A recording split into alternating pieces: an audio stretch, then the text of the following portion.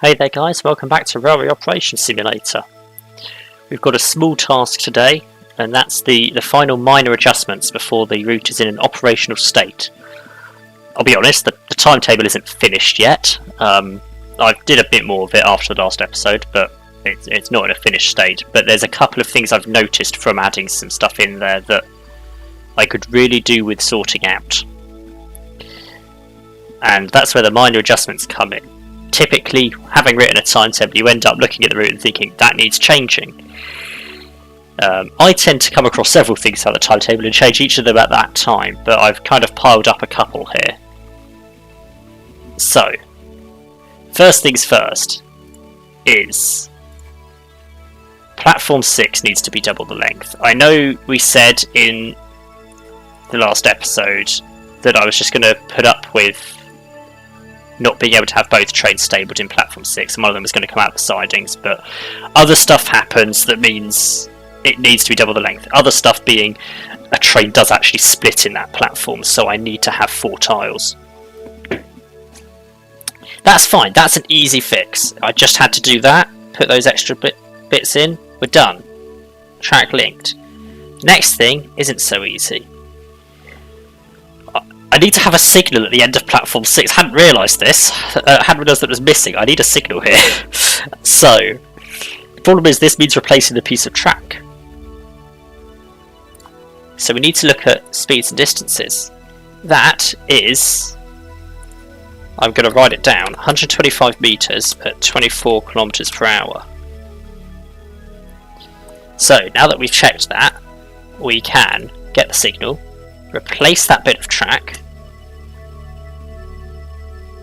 link the track, go back into this setting, reselect that length, and say 125 metres at 24 kilometres.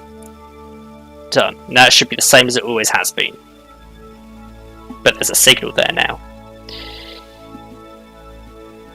The other adjustment is much in the same. Trains turn around at signal 217, but to actually route them to 217, you'd end up having to route them. You have to route them to a signal, and the next signal in that direction is 213 all the way up here. So I want to, even if it's not strictly speaking there in real life, set this tile to be a signal facing that way. Which means I need to check how long's that? 66 metres at 48 kilometres per hour. Then we get the signal, put it in, link the track, go back to this setting, select it all, 66 metres at 48 kilometres an hour. Done.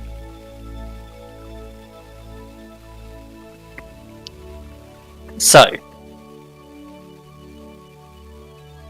now we can save. And we have to save it as a dev file again. And then save it as a railway file again. Done. Now that was very quick. I mean, it's only been 4 minutes, if that. So there is actually some other stuff that goes along with fixing that, and that's sorting out the service that used Platform 6 and why I fixed it. So 2 Sierra 97 currently spawns in the back 2 tiles. It now needs to spawn in the front 2, so 65 and 66. That's a quick change. Nothing else needs to change about that. 5 Romeo 22 is the service that currently comes out of the sidings into the platform.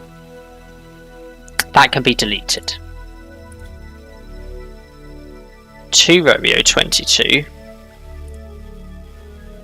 is the service that used to form from 5 Romeo 22. It's now going to be a start new train, and it's going to start in 6315, 6415.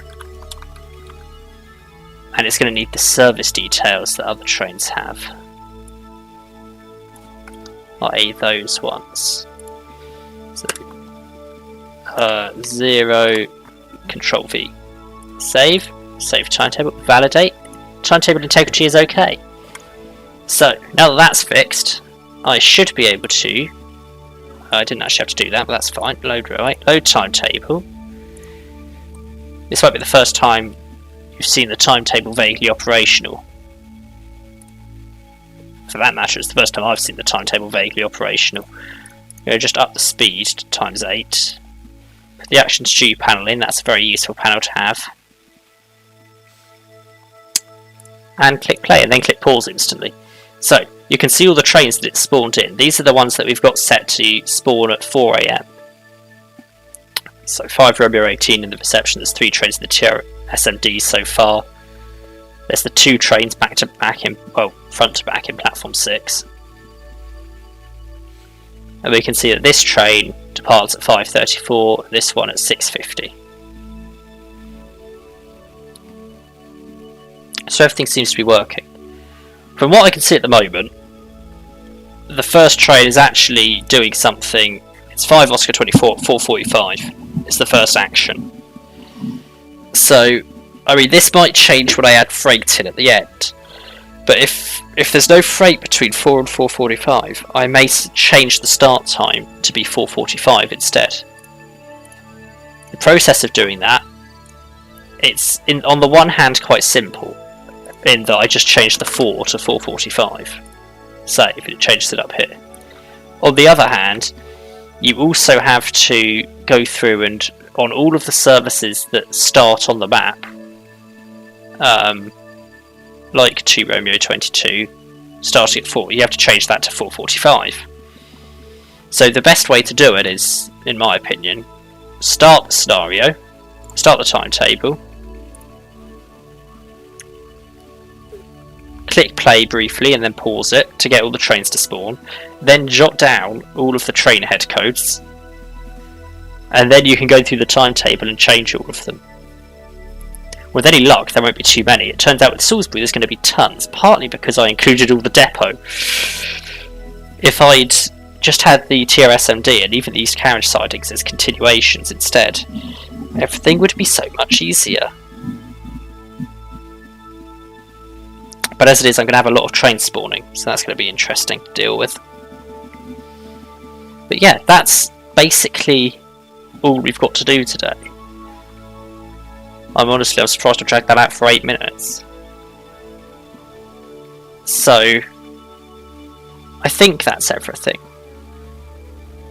I'm pretty sure that's everything. So hopefully, with any luck, I'll have sorted out the timetable, and then next week we can actually do some operating of the route. We shall see, though. Highly depends whether I finish the timetable in time to record the episode or not. Well, even if it's not finished, I guess I won't be operating the entire route. I'll just be operating the first couple of hours, so it doesn't need to be totally done. But anyway, thank you for watching. Like and subscribe if you enjoyed, want more, and I'll catch you in the next one.